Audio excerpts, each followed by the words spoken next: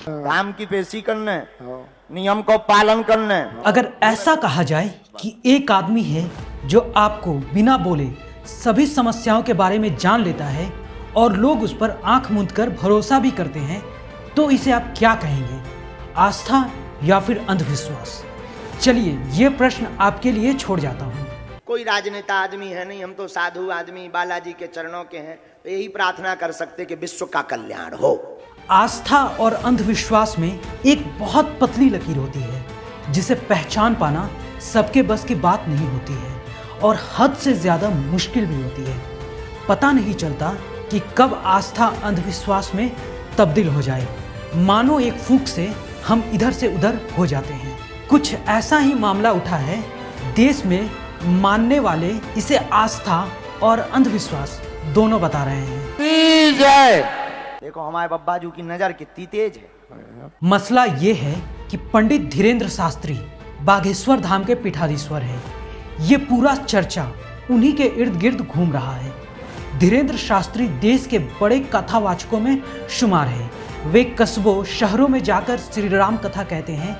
इसके अलावा ये भी कहा जाता है कि उनके पास बहुत से फरियादी आते हैं जिनकी समस्याएं ये बिना बोले ही समझ जाते हैं और उनका इलाज भी बता देते हैं। धीरे धीरे उनकी प्रसिद्धि न सिर्फ भारत में बल्कि पूरी दुनिया में फैल गई है। आपके घर में उठा पटक मची, बेटी हैरान है मिर्गी के दौरा से जी, बेटी हैरान है मिर्गी के दौरा से, ब्रेन में समस्या है। उनके वक्त के अनुसार पंडित धीरेन्द्र शास्त्री जी अपने दरबार में किसी भी अनजान व्यक्ति को बुलाते हैं और जब तक वो उसके पास पहुंचता है उसके पहले ही पंडित महाराज उस व्यक्ति का नाम और उसका पता एक पर्चे पर लिख देते हैं। लोग इस बात से हैरान रहते हैं कि कोई व्यक्ति किसी के बारे में इतना कैसे बता सकता है।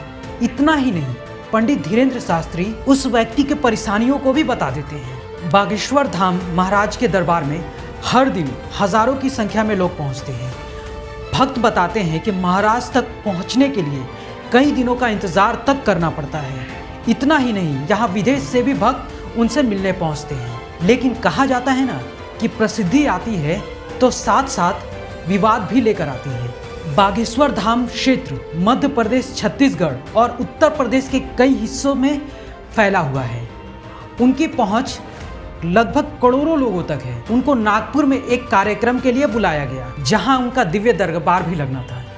इस दिव्य दरबार में बाबा लोगों की समस्याओं को हल करते हैं। इसी को लेकर महाराष्ट्र की एक संस्था अंधश्रद्धा उन्मूलन समिति के श्याम मानव ने धीरेन्द्र शास्त्री पर अंधविश्वास फैलाने का आरोप लगाया। उन्होंने चुनौती दी थी कि नागपुर में उनके मंच पर आए और अपना चमत्कार दिखाएं।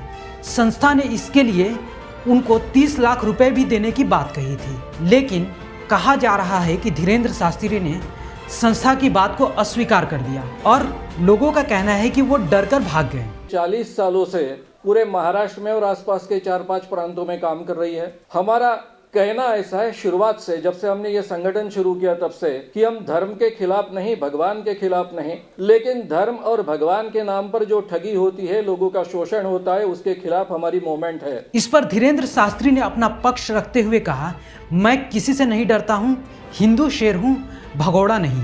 धर्म विरोधी लोग हैं, जो धर्म विरोधी होते हैं, हम 7 दिन वहां झंडा गाड़ने तब उनको बाप मर गए। इतना ही नहीं, उन्होंने यह भी कहा, यहाँ तो लोगों ने भगवान राम को नहीं छोड़ा, उन पर सवाल उठाना तो लाजमी है। जब निकल आए तो हाथी चले बाजार, कुत्ता भौंके हजार, और वो कह रहे थे कि हम 21 लाख रुपया ऐसा कुछ बताया। अब ये पूरा मसला विश्वास और अंधविश्वास पर आ गया है। सभी लोग इस पर अपना अपना राय रख रहे हैं। आस्था एक इंसान को सबल बनाती है तो अंधविश्वास कमजोर। आस्था एक साधारण इंसान में आत्मविश्वास पैदा करती है। अपने परिवार, समाज, देश व आस्था होना एक आवश्यकता है, लेकिन किसी पर हम आंख मूंद कर भरोसा नहीं कर सकते हैं। ब्यूरो रिपोर्ट, सूत्रकार समाचार।